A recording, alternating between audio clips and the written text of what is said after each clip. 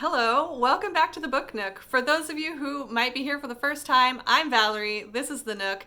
This is where I come to get cozy and chat with you about reading and what I'm reading, what you're reading, good books, bad books, all the books. I feel like it's pretty typical of me to come on this channel and give you a long list of books that I'm reading or want to read. Today I'm going to be doing something a little bit differently. I'm going to be talking about two books. The very last book I read in 2021 and the very first book I read in 2022. Imagine with me, please. It is the end of the year in Oregon, which means it's rainy, it's cold and rainy. This year there was even a little bit of snow. And I'm stuck inside feeling sorry for myself because it's not summer. I love a good summer adventure, and often at the end of the year when the weather is just blah, I start craving a book about the outdoors. So I started scrolling through my Kindle looking for an adventure thriller, for something set in the outdoors, something that would take me away from this blah weather and plop me down in the middle of a thrill ride outdoor adventure, and my eyes snagged on Whittle Falls by Kirsten Modglen. This book is set in an infamous whitewater rafting camp where people have a tendency to go missing. The main character is a young woman named Sloan, and she has just signed on to be a whitewater rafting guide for this whitewater rafting camp. She doesn't really have a lot of experience with whitewater rafting. Her parents have passed away. She's a little bit unmoored. She's kind of drifting through life, and she comes across this camp and decides it could be a good adventure and a good way to kind of restart her life. So she goes to this whitewater rafting camp, and she joins this group of young people who are there, and they are all guides, and they've all been there for a various assorted years. Some people have been there for a couple years. One guy, it seems like he's been there for almost his whole life.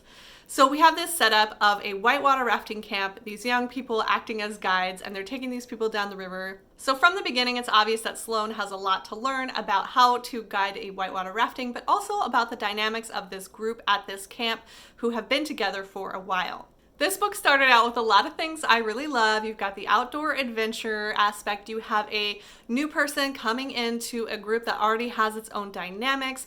There are definitely some secrets going on with this camp because from the beginning we learn that Sloan is replacing another young woman who has recently gone missing. There is some discrepancy in the group about what happened to this missing woman. Some of them say, oh no, she's not missing, she just got tired of the camp and went home. Other people are kind of implying that something bad happened to this woman in the woods around this river. Outdoor adventure, new character coming into old group dynamics, a mysterious forest where people are disappearing, rumors of something strange and maybe dangerous happening, and there's a side character who is definitely giving off some negative, creepy vibes. So the book started out really great for me. Unfortunately, for how much I wanted to like it, for the strong start that it had, it really ended up, in the end, missing the mark for me. About halfway through the book, the plot just really started going off the rails. I think this author is known for her twisty thrillers, and there were definitely twists in this book.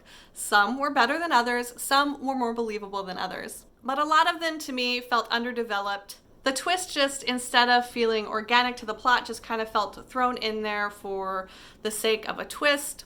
I also struggled with the characters because even though they started out interesting to me at the beginning, by the end they felt like the twist, a little bit underdeveloped. There was a shallowness to them, and it's kind of hard to describe what was missing for me from this book, why I didn't engage with it the way I wanted to, but I think some of it had to do with the fact that the characters felt like they came from nowhere. They felt a bit rootless, which I think is a combination of underdeveloped backstory and dialogue that wasn't really meshing with how they were being set up. So dialogue that felt a little juvenile or a little stilted or just didn't match with the characters' personalities that we were given in the story. For me, the characters just never really came alive. They would start to pop off the page and then they'd fall back down again. That combined, I think, with the twists that were a little meh, just made the book a little bit of a letdown for me. Before you get mad at me for not liking a book, let me remind you that reading is subjective.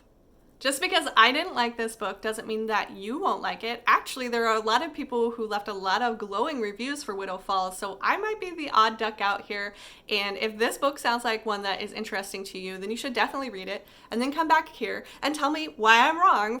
I think sometimes I enjoy having a conversation about a book I didn't like way more than I enjoy having a conversation about a book that I loved.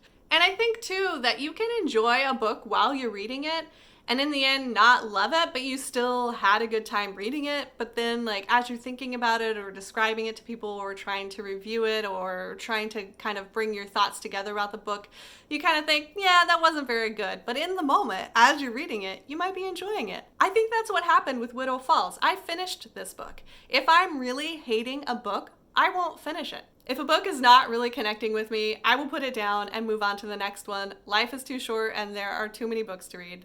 I won't leave a review, I won't talk about it, blah, move on. That didn't happen with Widow Falls. I finished it, and there were definitely parts of it that I enjoyed reading, and definitely there was a kind of pulse-pounding thriller element to it that I enjoyed. It was fun, like B-movie fun. Like, you know you're not reading the best thing you've ever read, but also you're kind of enjoying yourself, and, you know, that's part of the reason why we read, is to have a good time. So that was the last book that I read in 2021. It was fun, but it could have used more depth and care with the plot lines and the characters. Which brings me to the first book that I read in 2022, which is a complete departure from Widow Falls in terms of genre.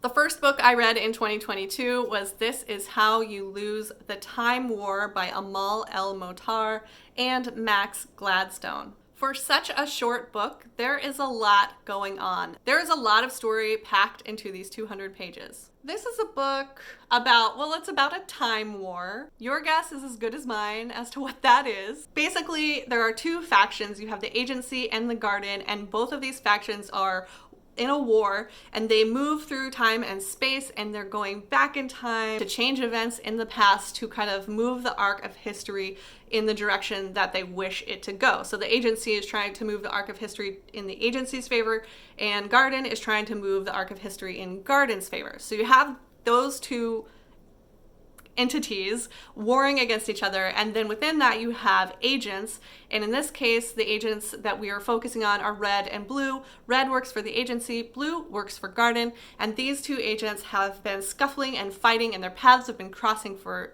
decades, generations, millennia. At some point, red and blue begin to exchange letters.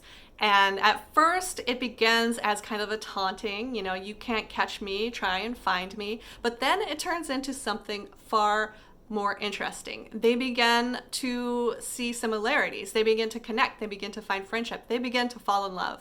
I will be honest with you, I'm not sure I fully understood what was happening in this book all of the time. Because of the science fiction elements, it was a little bit difficult for me to follow some of the world building, especially in such a short book. It's hard to craft and develop a world in just 200 pages. And so there were some aspects and nuances that kind of slipped my grasp, and I think that might also be because it is a time travel book. And for as much as I love time travel books, they make my mind hurt. I don't always understand them. I try not to think too hard about how like the logistics of the time travel is working, because if I think too hard about how the time travel works, I lose the thread of the story. For what this book may have suffered in world building, it made up for in pure raw emotion, in the strong beating heart of two enemies falling in love. There was a little bit of a Romeo and Julia element here with time travel and letters. The letters were actually one of the more interesting parts of this book. The actual letters, like the epistolary style of the writing, but also the way the letters were delivered through time, I just found to be creative, clever, very fascinating, very fun, the way that red and blue were able to hide these letters in the fabric of the world that they were moving through. The prose in this book is dense and chewy. Sometimes it was a little bit over the top, but there were other moments, sentences where I had to stop and pause and read through those sentences again because they were just so lovely. I think this might be a book that I revisit at some point in my life. It does seem like the kind of book that you can read again and catch things that you missed the first time around, or experience it in a different way depending on where you are at in your own life. I ended 2021 with kind of a whimper of a book, but started off 2022 with a bang. I'd love to know which book ended your 2021 reading year and which book started off your 2022 year. Or maybe you had a rollover book, a book that you started in December but didn't get around to finishing until January. Let me know in the comments which books ended and started your year. Stay cozy. I'll see you next time.